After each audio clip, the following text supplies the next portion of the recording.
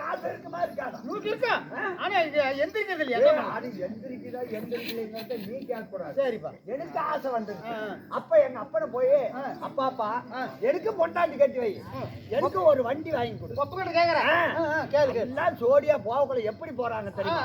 2 முழம் மல்லிகைப்பூ, 1 முழம் கனகாமரம் ஒன்ன வச்சுக்கிட்டு இந்த வண்டியில அப்படி உக்காந்து அப்படி கைய வச்சாங்களா 120 கிலோமீட்டர் வேகத்துல போறாங்க. அது என்ன இப்படி பொச்சை எடுத்துக்கிட்டு அந்த வண்டியில இதே மாதிரி பண்றாங்க. காலையில எந்திரிச்சா தர்மபுரி, காவேரிப்பட்டினம், கிருஷ்ணகிரி, காரிமங்கலம் உட்காந்து பார்த்தேன்.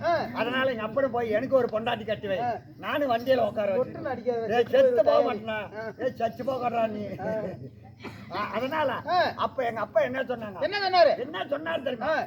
ஏண்டா ஊருக்கு கூத்தாடிக்கிட்டு இருக்கிறிய, உனக்கு யாரா பொண்ணு கொடுப்பாங்க அப்படின்னு சொல்லி சரி வாடா கார்லன்னு ஏத்துக்கிட்டாரு. எங்க அப்பா ஏத்துக்கிட்டு போகலன்னா என்ன நினைச்சேன்? பெரிய பணக்கார வீட்டுல பொண்ணு பார்க்க கூட்டி போறான்னு தான் நான் இருந்தேன். எங்க அப்பனோட கார்ல போயிட்டு இருக்கிறேன். அங்க போனா எங்க போறாரு தெரியுமா? அட ஈரோடு பெரிய பெரிய கவர்மெண்ட் தானே அங்க ஒரு ராலி கூட அடிக்கலையே. அங்க கொண்டு போய் எங்க அப்ப ஒரு கவர்மெண்ட் ஓட்டிக்கிட்ட கார் நிறுத்தினார். நான் என்ன நினைச்சுக்கிட்டு கார் சார்ந்து நின்றுகிட்டு இருக்கிறேன். ஆஹா, பெரிய கவர்மெண்ட் 100 ஏக்கரா காடு, மாங்காய் தோப்பு, தென்னந்தோப்பு, வாழைத்தோப்பு, இப்படி அந்த இடத்துல எனக்கு பொண்ணு பாக்குறாங்கன்னு நான் காரை சார்ந்து அப்படி நின்றுகிட்டு இருந்தேன். ஏன்னா அங்க போறதுக்கு பொண்ணு அரிசியான பொண்ணு இதெல்லாம் பிடிக்கல எனக்கு. ஈரோட்டுல கவர்மெண்ட்ல பொண்ணு பாக்குறாங்கன்னு ஆசைப்பட்டேன். நான் நின்றுகிட்டு இருந்தேன். எங்க அப்பா போய் 1 மணி நேரம் பேசினார்.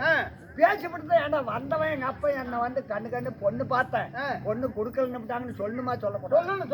சொல்லணுமா சொல்லக்கூடாது? ஏன்னா வந்ததை எங்க அப்பா காரை எடுத்துக்கிட்டு புடிச்சுன்னு போயிட்டானே. எனக்கு பதம் பதனு ஒண்ணு கேட்டிருப்பாங்களா? கேட்கலையா? நான் போய் கவுண்டரை ஒரு தரம் கேட்கலாம் அப்படின்னு இங்க இருந்து போனேன்.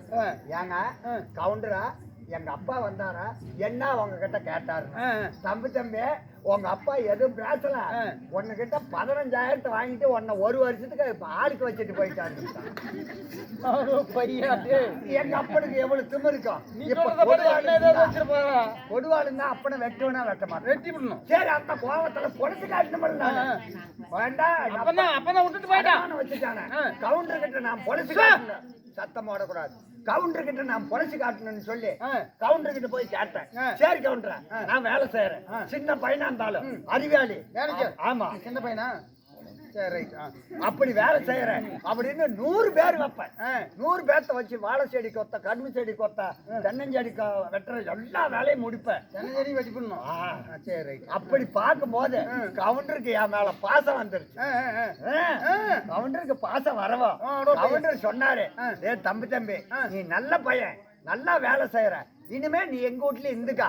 எனக்கு பிள்ளைங்க இல்ல, ஒரே ஒரு பொண்ணு பிறந்திருக்குது, அதுவும் வயசுக்கு வர தக்க இருக்குது பக்கமா அப்படின்னு கவுண்டர் சொல்ல, நானு இஷ்டமானது வேலை செய்யறேன். எப்படியாவது கவுண்டர் கிட்ட பொலிசு காட்டணும் கிளப்புறேன். அப்ப அவரு எதுவும் பேசல போயிட்டாருப்பா. அப்ப கவுண்டஜம்மா வந்தாங்க. என்ன கேக்குறாங்க? ஆமா சோறு போடணும்ல எனக்கு. தம்பி ஒன்னு பேரு என்ன கண்ணுன்னாங்க. அப்ப நான் சொன்னேன் கவுனிச்சுமா பேரை சொல்லக்கூடாது, பொலிச்சு காட்டணும்ல, நல்ல பேரை சொல்லக்கூடாது. அப்ப சொன்னேன் எங்க அப்பனும் எங்க அம்மாளும் என்ன செல்லமா குஞ்சு பையான்னு கூப்பிடுவாங்க. ஆனா இப்ப பையாங்கிறத விட்டுட்டாங்க, குஞ்சுன்னு கூப்பிடுவாங்க. சரி குஞ்சு நீ வேலை செய், அப்படி சாப்பிட்டு போனுச்சு. அந்த அம்மா கிட்ட சொன்ன பேரு அவளுக்கு தெரியாது, கவுண்டருக்கு தெரியாது. அந்த அம்மா கிட்ட குஞ்சுன்னு சொல்லிவிட்டேன். ஆமா அடுத்தது 1 வாரம் வேலை செய்ய குஞ்சு பொண்ணு வந்துச்சு.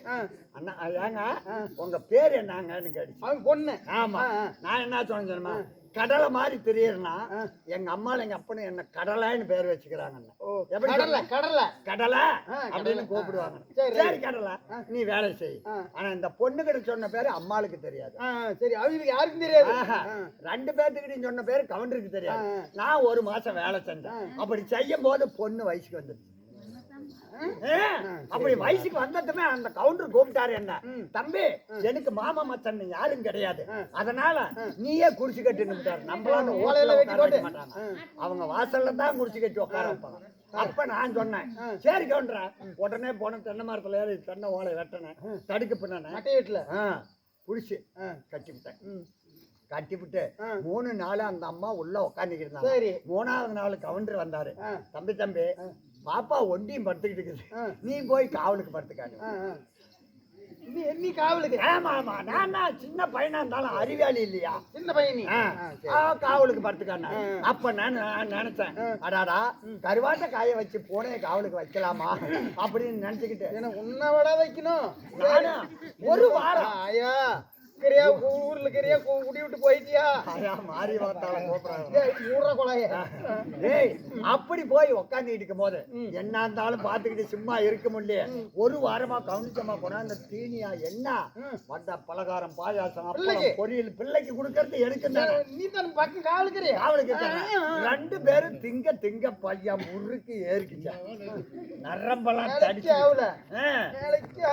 முடியல. அப்பதான் பார்த்தேன், அதாடா கவுண்டர் கிட்ட நேர்மையா பொழைச்சு காட்டணுமே, என்ன பண்றதுன்னு ஒரு தெம்பல விட்டிய காலம் 5 மணி ஆகி போச்சு. ஆட பிள்ளை கப்புன்னு ஏறி கமிச்சு போட்டு அழுத்திக்கிட்டு. ஆமா அப்படி அழுத்திக்கிட்டேன் பத்தியா, பிள்ளை கத்துது. எப்படி கத்துது? என்னன்னு?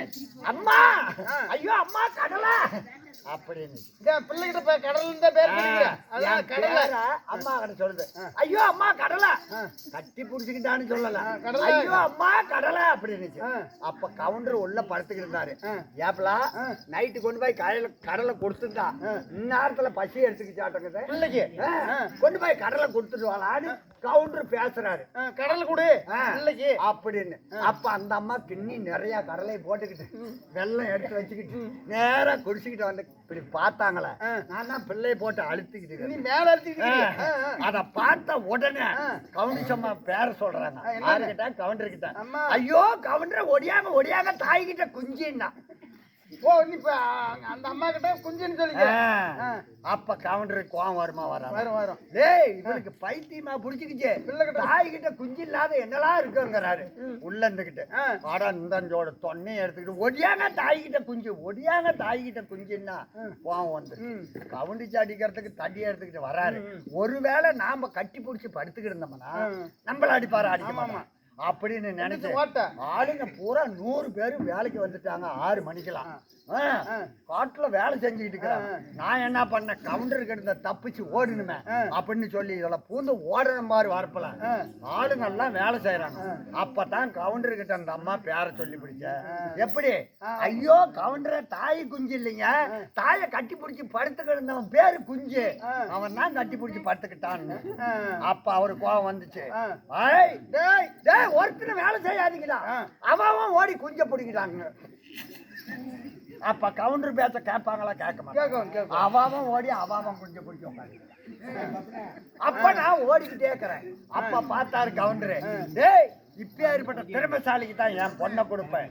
அன்னைக்கு எனக்கு கல்யாணம் பண்ணி வச்சு இன்னைக்கு எனக்கு எவ்வளவு சொத்து மதிப்பீடு தெரியுமா? இருந்தாலும் இப்ப யாரு வராங்க?